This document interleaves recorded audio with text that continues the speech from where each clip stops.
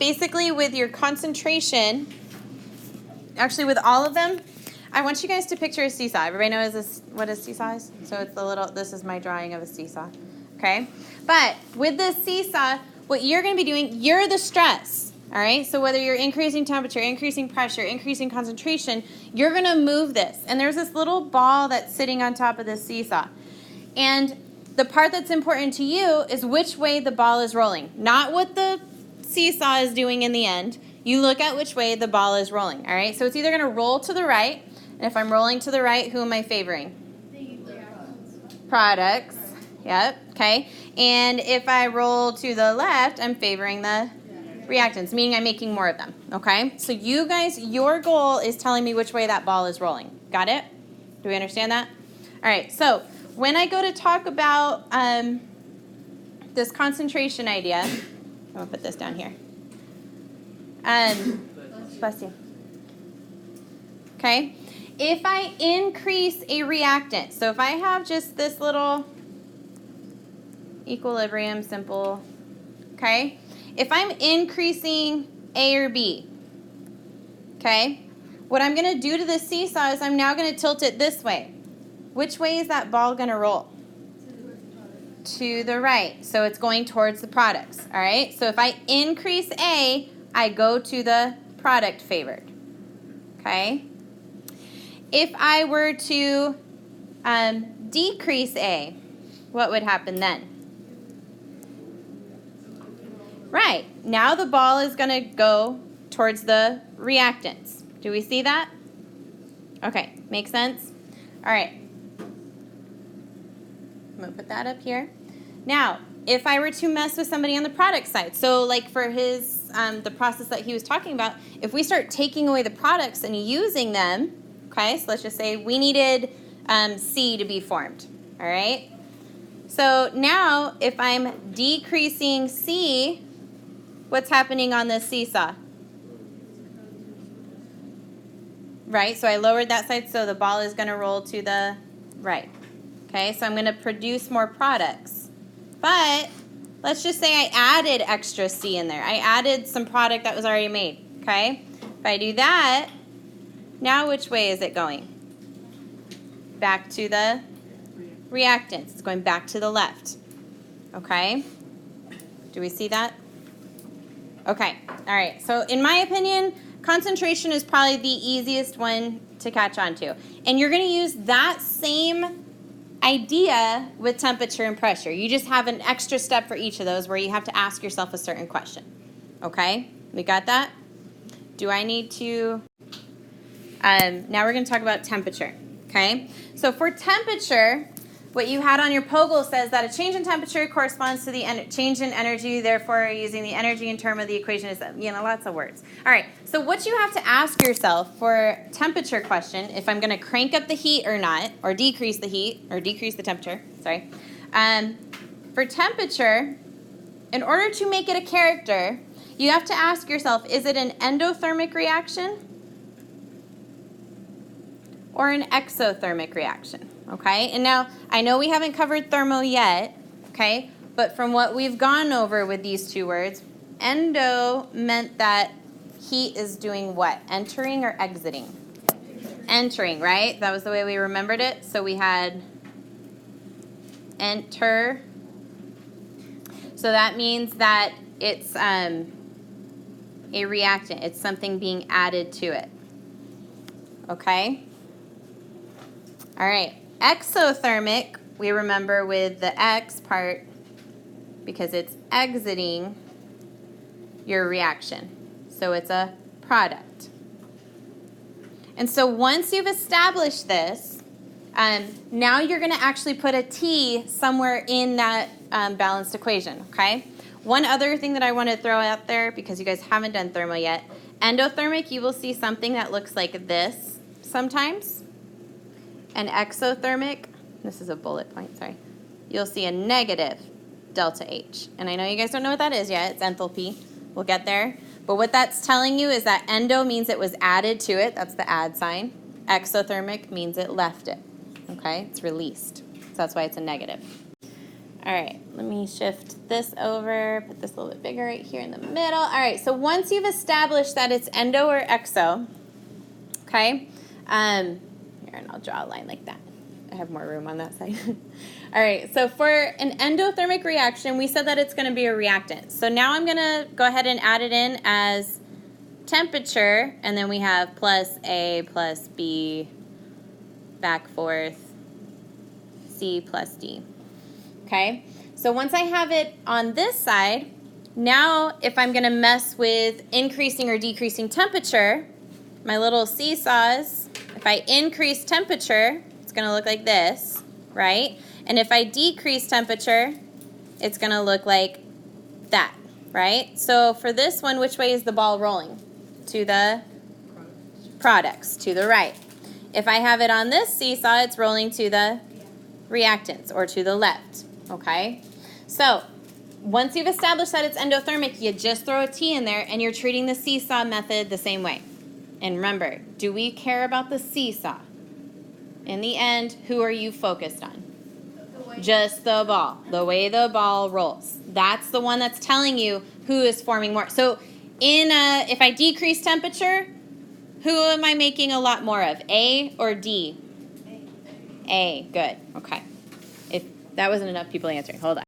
All right, so for exothermic, that means it's exiting, so we're gonna put him as a product over here, okay? So I have A plus B, back forth, C plus D plus temperature, okay? And so what you're gonna see here is it's gonna be just opposites, all right? So if I increase the temperature on an exothermic reaction, okay, so something like you said the gummy bear lab, so if I increase the temperature on that, technically we would be driving it back to the gummy bear, but we didn't do that, so. All right, so we would take that ball and that would roll back towards the reactants. We'd be forming our reactants more. If I decreased temperature, I'm going to take that ball and it's going to roll towards the wet products to offset it, okay? So I'm forming more products. Are we good with this? We're good? Moving on to pressure. All right, so on your POGL for pressure, it says an increase in pressure causes the equilibrium to shift towards a smaller number of moles, the gas side, blah, blah, blah. So in the end, what is the big question that you're going to have to ask yourself when you're dealing with a pressure situation? Not necessarily with the smaller side, but you have to count up what? You have to count how many moles there are, right? So you can decide if you're going to focus on the smaller or the larger side. I usually focus on the larger side, and I'm going to show you why. So for pressure, in order to make him a character, we have to ask ourselves how many moles of gas?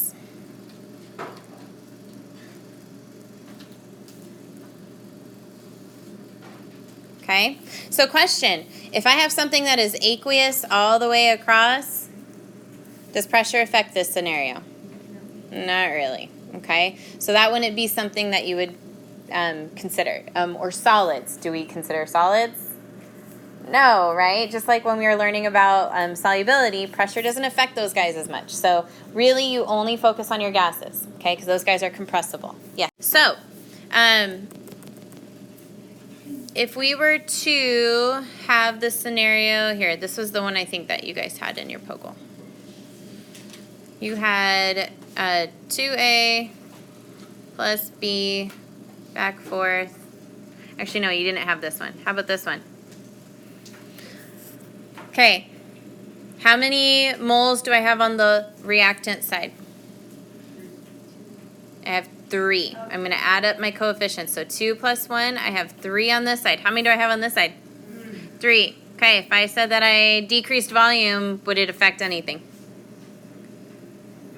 No, according to your POGL, you guys had to find one side to be smaller or the other. These guys are equal, so no effect. Pressure would have no effect on something that has equal moles on both sides. Okay? But typically that's not what you're dealing with. So we're going to push that off over here. All right. go to one that you guys actually have. So 2A plus B, back forth, 2C. All right. So for this situation, how many do I have on the reactant side? 3. How many do I have on the product side? 2. So 3 is bigger than 2. So what that tells you, pressure is a reactant. So I would look at the bigger mole side and put a P there. Thank you. And that way, when I see that the P is there, if I increase pressure, right, we're just looking at a seesaw again. So if I increase the pressure, which way is that ball rolling? To the products, right? If I decrease that pressure, which way is that ball rolling? To the reactants. Okay? All right. Now, do we see that it would be opposite if I had, yeah, 2AB, we'll go like this, we'll say 4C. If I have this, how many are on my left side? Or 3? How many are on the right side? 4. So 4 is greater than 3. So I would, sorry, I don't have room on my screen. Okay. So I would go ahead and throw a P on the product side. Okay, so now looking at my seesaws, if I increase the pressure, that ball is going to roll to the reactants. Good. And if I decrease that pressure, it's going to roll to the products. Okay, so do you see how to at least where to put the pressure? Yes? Okay, now, one little hint. Typically, we don't talk in those kinds of terms. We don't say, hey, I'm going to increase the pressure or decrease the pressure, because that's typically not what you do. What we actually mess with is we mess with volume. Okay? So if I increase the volume, what does that mean? If I don't worry about pressure. What does it mean if I increase the volume? Show me with your hands. This, right? If we spread them out, are those gas particles going to be hitting each other as much? No. So what do you think in terms of pressure is going to happen? What's pressure going to do?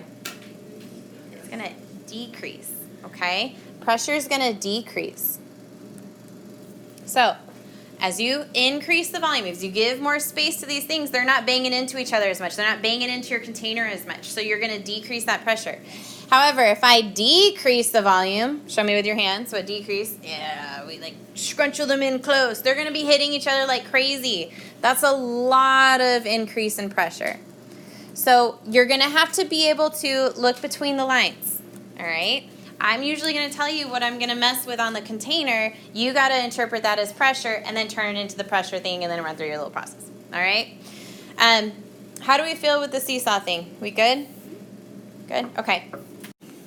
All right. So for this, when we increased the concentration of H2. All right.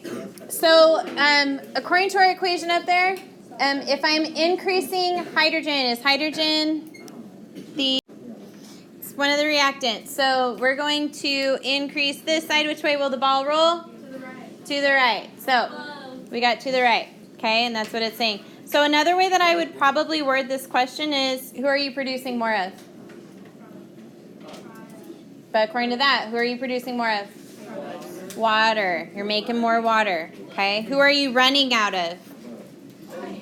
Hydrogen and oxygen. All right, good. Cool. All right, the next one says hydrogen decreases. So for hydrogen decreasing, we have our seesaw rolling that way. Which way is the ball going to roll? To the left, right?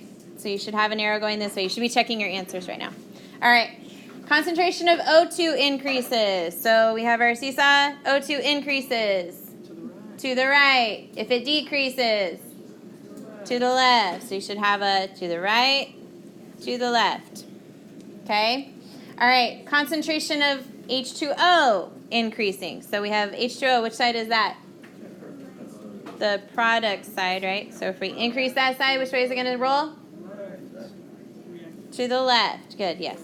Sorry, I couldn't get my left and right. All right. And then if it decreases, it's going to do what? To the right. Awesome. All right, temperature. Temperature is a product or a reactant in this situation? Product. It is a product, so I would even put a T there so that I know that I'm looking at that. Okay? All right, so it's a product. So, therefore, if I crank up the temperature, which way is that ball going to roll? To the left. So, if I crank up the temperature, who am I going to produce more of? Reactants, okay? You're going to drive that reaction to the left. All right. Temperature decreases. So if I make things colder, it's going to drive it to the right. Right. Okay. All right. And then pressure. All right. So what do we have to ask ourselves first? First of all, is they're all gases, right? But then what? What do we count? Which one has more moles? So I am off the screen on mine, so I'm going to just lower this a little bit. All right. So on the left-hand side, or my reactant side, how many do I got? 3. How many do I have on my product side? 2. Who's greater? Reactants, right? So I'm going to put a P on the reactant side. Okay? All right. So if I increase that pressure, if I increase the pressure and increase my reactant side, which way is that going to drive the reaction? To the right. By the way, what does that mean in terms of volume if I increase pressure? I'm decreasing volume. Good. Okay? Make sure you got that. And then finally, if I decrease pressure, meaning I make the volume a lot bigger,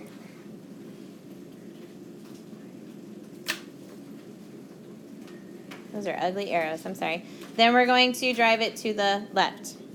How'd you guys do? You guys get them all right? Sweet.